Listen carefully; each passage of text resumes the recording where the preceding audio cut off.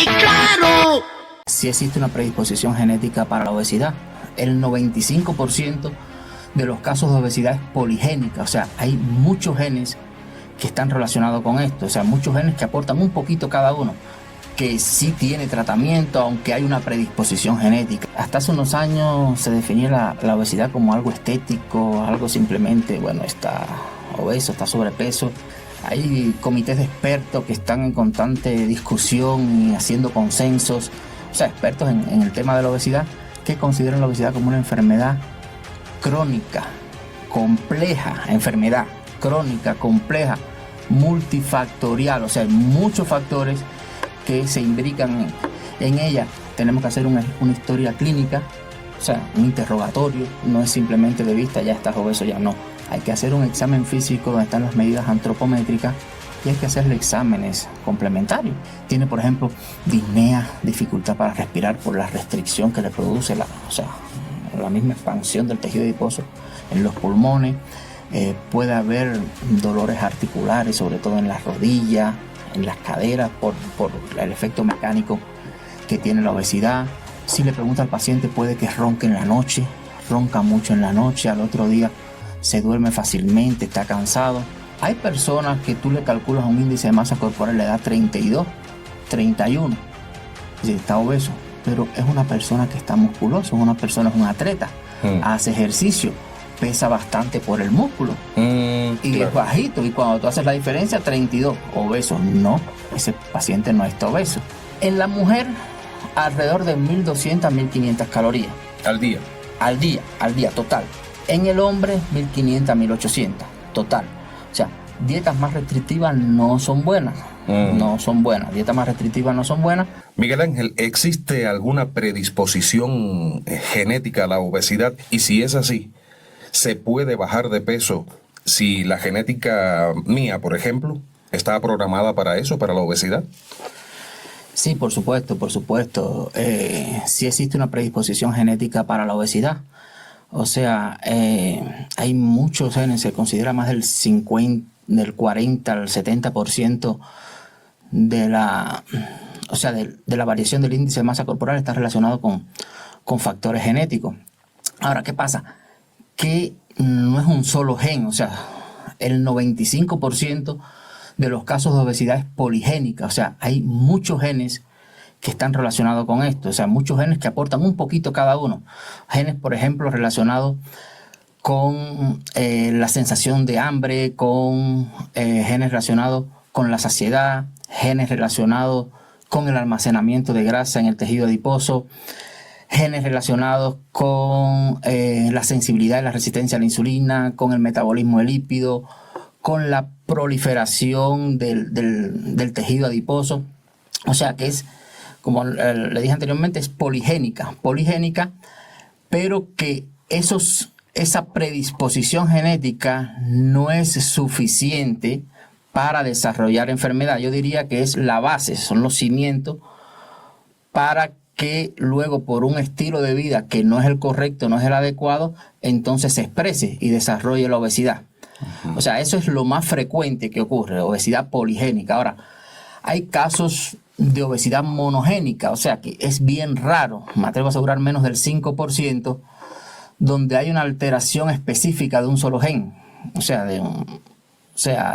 Por ejemplo, le pongo el ejemplo del síndrome de Prader-Willi. Es una enfermedad genética donde hay una afectación en el gen, el cromosoma 15, y produce una obesidad, pero es una obesidad grave y en estadios tempranos de la vida. Generalmente se diagnostica antes de los 5 años y es una obesidad generalmente mórbida, más de 3 desviaciones estándar en los niños por encima del 97 percentil, y es más difícil de tratar, o sea, es más difícil.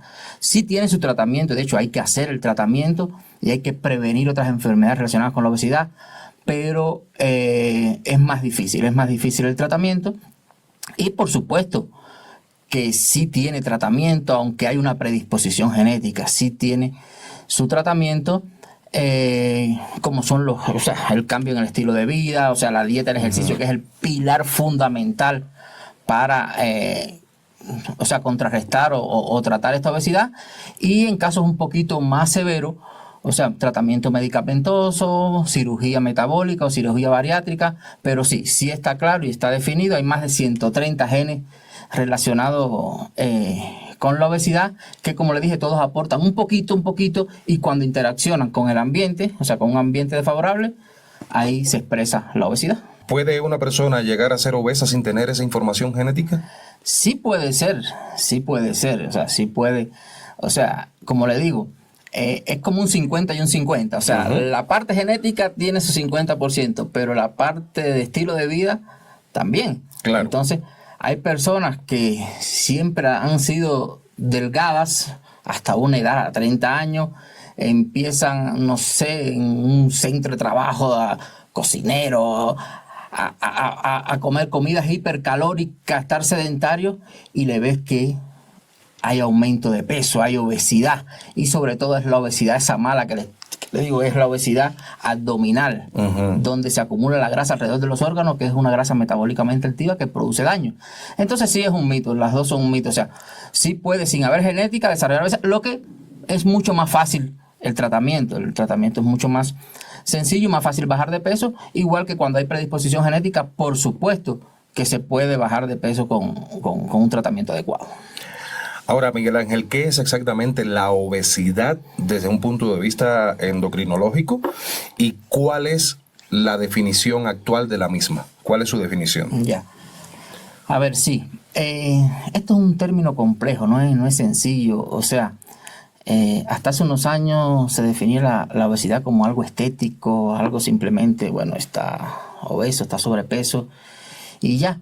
De hecho, la Organización Mundial de la Salud todavía define la obesidad como un exceso de grasa corporal que puede producir daño. Pero es algo más complejo que esto. O sea, hay comités de expertos que están en constante discusión y haciendo consensos.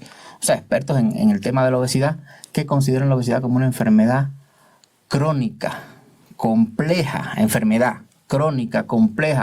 multifactorial. O sea, hay muchos factores que se imbrican en ella, y que por supuesto se caracteriza por un exceso de la acumulación de grasa corporal. Entonces, eso más bien en cuanto al concepto de obesidad. Ajá. Me decías que la definición actual más correcta sería esa. Ajá, sí. Una enfermedad crónica, multifactorial, compleja, caracterizado por un exceso de acumulación de grasa. Ahora, ¿qué criterios se tienen en cuenta para diagnosticar que una persona está obesa? Importante. Como todas las enfermedades, nosotros como médicos, como todas las enfermedades, tenemos que hacer una historia clínica, o sea, un interrogatorio al paciente. No es simplemente de vista, ya estás obeso, ya no. Hay que hacer un interrogatorio, hay que hacer un examen físico donde están las medidas antropométricas y hay que hacerle exámenes complementarios. Hay que complementar. Entonces, desde el punto de vista de la historia clínica, por ejemplo, aunque la obesidad per se es oligosintomática, o sea, a veces no encuentras muchos síntomas, pero cuando indagas bien, sí encuentras que el paciente tiene, por ejemplo, disnea, dificultad para respirar por la restricción que le produce la misma expansión del tejido adiposo en los pulmones. Puede haber dolores articulares, sobre todo en las rodillas, en las caderas, por el efecto mecánico que tiene la obesidad. Si le pregunta al paciente, puede que ronque en la noche, ronca mucho en la noche, al otro día se duerme fácilmente, está cansado. Entonces esos son síntomas que, como te digo, son un poco inespecíficos, pero son síntomas que la propia obesidad me lo puede producir. Ahora, en cuanto al examen físico, que es lo más importante de todo, aquí es donde vamos este es el clic de la cosa. El índice de masa corporal. El índice de masa corporal es una relación entre el peso en kilogramos entre la talla en metro al cuadrado. Entonces, ese índice de masa corporal por debajo de 25 está normal. La persona, o sea, está normal. Entre 25 y 29.9 decimos que está en sobrepeso. Y ya más de 30 decimos que hay obesidad. Con el grado 1, grado 2, grado 3, o sea, en dependencia de los valores. Pero esto es un término que siempre se ha usado desde hace mucho tiempo, el índice de masa corporal, pero también tiene sus sesgos. O sea, el índice, no podemos guiarnos solamente por un índice de masa corporal para valorar obesidad. ¿Por qué te digo esto? Porque hay personas que tú le calculas un índice de masa corporal, le da 32, 31. Sí, está obeso, pero es una persona que está musculoso, es un atleta, hace ejercicio, pesa bastante por el músculo y claro. es bajito. Calma.